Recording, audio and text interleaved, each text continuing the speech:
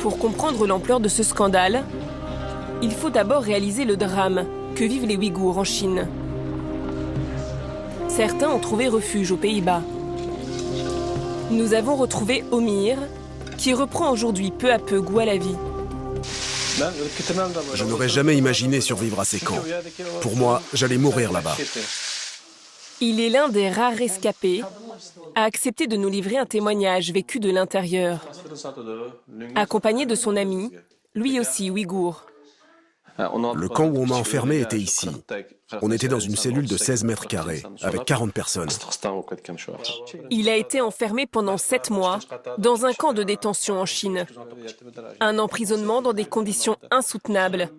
Faute de place pour dormir, il devait se relayer avec les autres détenus et il était rationné en nourriture. À sa sortie, il avait perdu plus de 40 kilos. Ça, c'est moi, 10 jours après avoir été libéré des camps. Je faisais 125 kilos avant ça. Regarde comme j'avais maigri. La minorité à laquelle il appartient s'appelle les Ouïghours. Elle vit au nord-ouest de la Chine, dans la province du Xinjiang.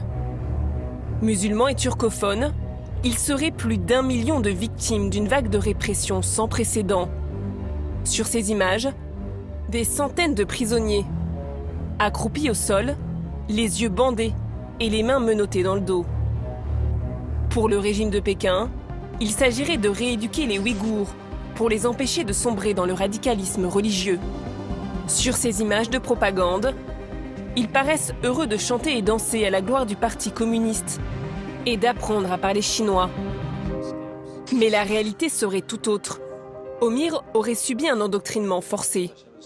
Ils vont te torturer physiquement et mentalement, jusqu'à ce que tu te soumettes à eux et fasses tout ce qu'ils te demandent, jusqu'à ce que tu perdes ton désir de liberté, que tu perdes ton désir de vivre.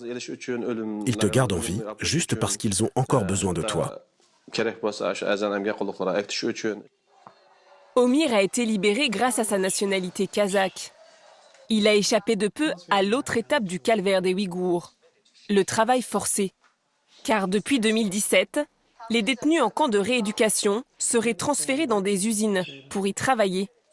Selon la version officielle, on leur apprendrait un métier. Oui, il y a des usines comme ça. Le salaire pour ce travail est très très bas. Une amie de ma sœur m'en a parlé. Ils travaillent très très dur et longtemps, de 16 à 18 heures par jour.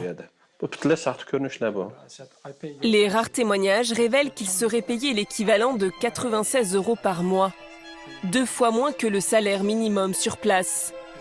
Des grandes marques auraient donc profité du travail de ces prisonniers. Mais dans cette Chine si verrouillée, où toute enquête journalistique est presque impossible, comment les preuves ont-elles été apportées ?